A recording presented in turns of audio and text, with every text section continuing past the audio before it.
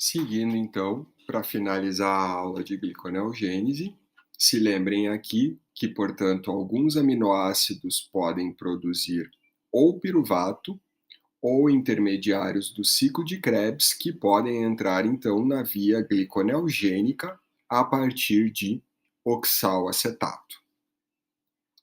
E aqui a gente vê as outras moléculas que são capazes de entrar na gliconeogênese.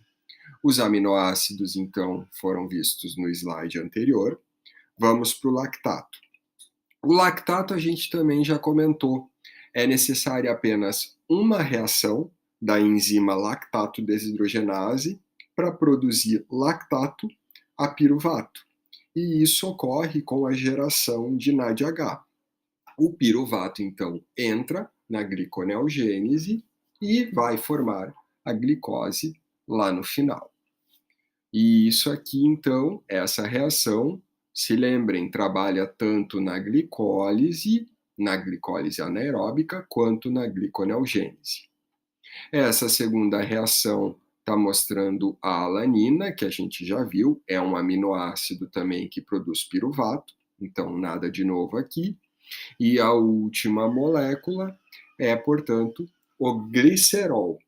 A gente tem, como eu disse lá mais no início da aula, o tecido adiposo e os principais lipídios encontrados lá são os triacilgliceróis ou triglicerídeos. Quando estes são degradados, eles geram o glicerol. Esse glicerol sai do tecido adiposo marrom, vai para o nosso sangue e ele se dirige principalmente para o fígado. E lá no fígado existem essas duas enzimas aqui, que nós não vamos vê-las de forma tão aprofundada, mas elas vão gerar a molécula dihidroxiacetona fosfato.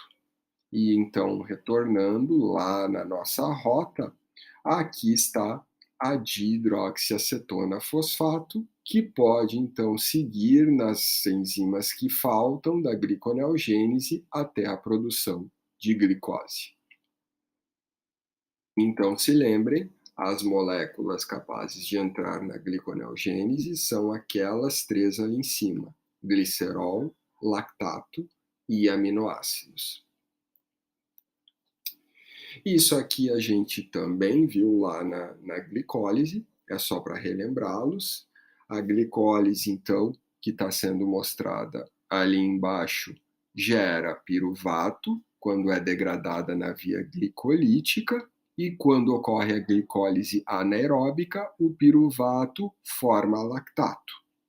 O lactato, se lembrem, é o causador das câimbras, da fadiga muscular. Portanto, é importante ter uma via capaz de degradá-lo. O lactato, então, sai do músculo esquelético, que, por exemplo, está em exercício, vai para o sangue e vai para o fígado ou para os rins. E lá o lactato gera piruvato e então entra na gliconeogênese produzindo glicose. Essa glicose, então, pode retornar ao sangue e, se o músculo esquelético seguir fazendo o exercício, ele vai captar essa glicose, degradá-la de novo e assim vai seguir um ciclo, tá?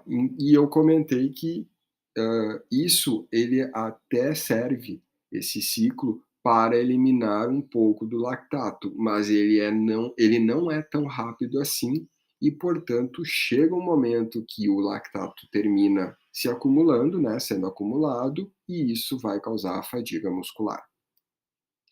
Finalmente, chegamos na regulação da gliconeogênese.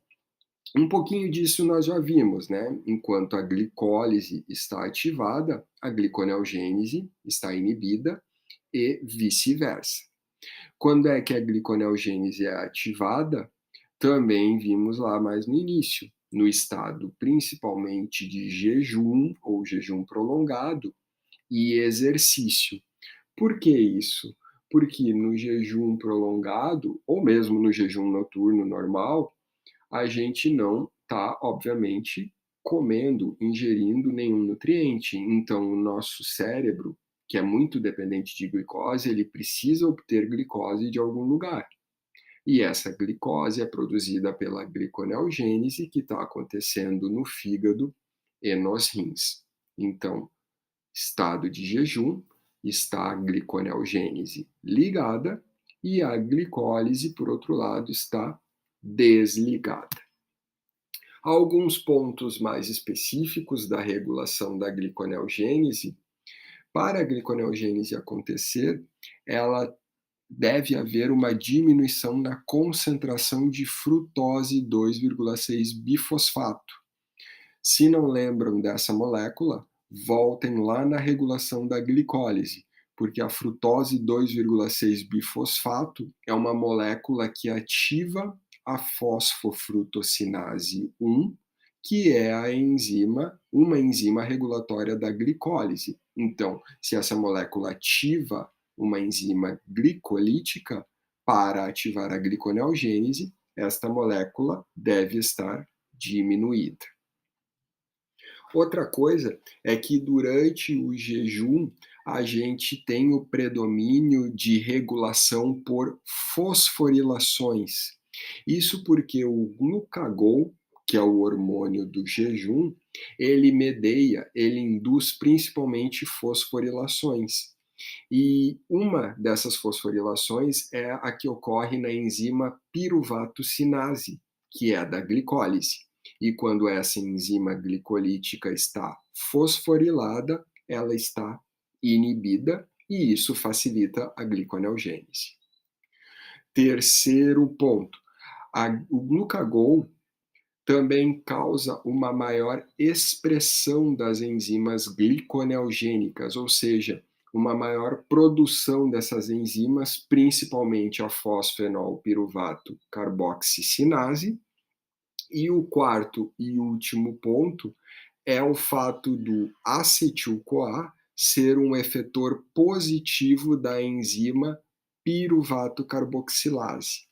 Veremos mais adiante que no jejum ocorre muita degradação de ácidos graxos e a molécula produzida por essa degradação é o acetil-CoA. E esse acetil-CoA, então, aumentado por causa da degradação dos ácidos graxos, acaba ativando a piruvato carboxilase, que é a enzima que produz oxalacetato, que então vai seguir na gliconeogênese. Mas de uma forma bem geral, tá? Claro, todas as regulações são importantes, mas de uma forma bem geral, se lembrem que o glucagon ativa a gliconeogênese, né? A insulina inibe, e para a gliconeogênese estar ativada, a glicólise deve estar inibida. É isso, então, de gliconeogênese, pessoal.